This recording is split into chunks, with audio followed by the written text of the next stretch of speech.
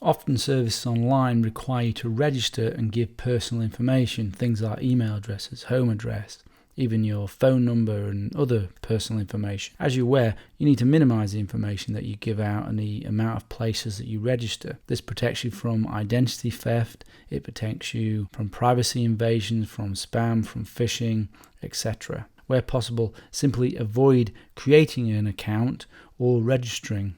One service you can use or try to use is BugMeNot. So say for example you want to use some of the services on imdb.com.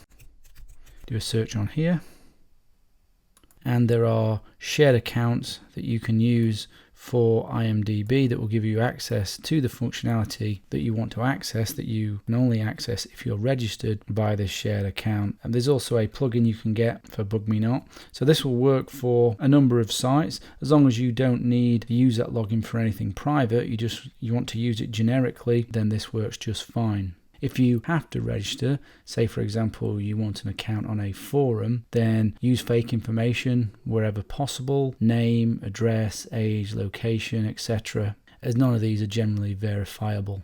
Often you need to enter an email address for registration, as it's used to send you a verification email. One option is to use what are known as throwaway or disposable email accounts. Gorilla Mail is one of the most well known. So if you look here, this is auto-generated an email address for me. If I register with that email address, I'll start to see my emails here, and then I can respond to that for my registration. There are a number of other ones available. Here are some of the other ones. But obviously, remember, anyone else can read these emails who knows this unique email address, and the hosting company can. So this is more of an anonymity thing over security. And of course, if they send you passwords via this disposable email account, then you obviously do need to change it. But if you want to keep access to the service and you want some security out of the service, then probably the best option is to use an email account you have set up for this purpose, being the identity you are associating with the service you are registering for, separate from the email attached to your true identity.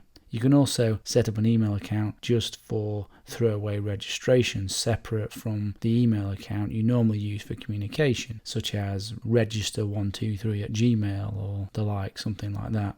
That's what I use for registration when I do need to register for things that are low priority services. Some services require phone verification via voice or SMS. There are sites you can use to receive SMS messages. You can use these for SMS verification. They are public though, in the same way the emails are. So if you see here, this is an example site. You would give them this phone number, and these are the text messages that are getting sent to this all the time. If we click here, you can see this site offers a number of different phone numbers that you can choose to register with, and you can see this is receiving messages all of the time. Some interesting messages here. I wonder what this is all about. I mean, people can use this obviously for non-private but anonymous communication with people. If you do a search for receiving SMSs online or searches like that, then you'll find other sites that do the same, and there are lots of them, and some of them are free. There's a list here on this link of 10 such sites where you can receive SMS messages.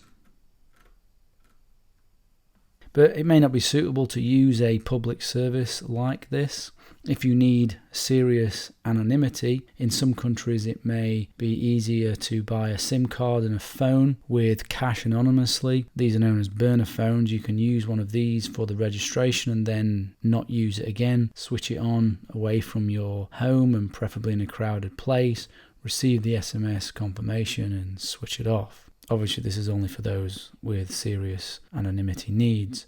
Nation states do monitor for-burner phones that are switched on occasionally and for short periods of time. Then they cross-correlate it with other phones in the area for profiling. You can buy verified email accounts and other verified accounts if you look on hacker forums and dark web forums that are already pre-verified, and you can buy them with Bitcoin anonymously. You would need to search on the various forums for such services.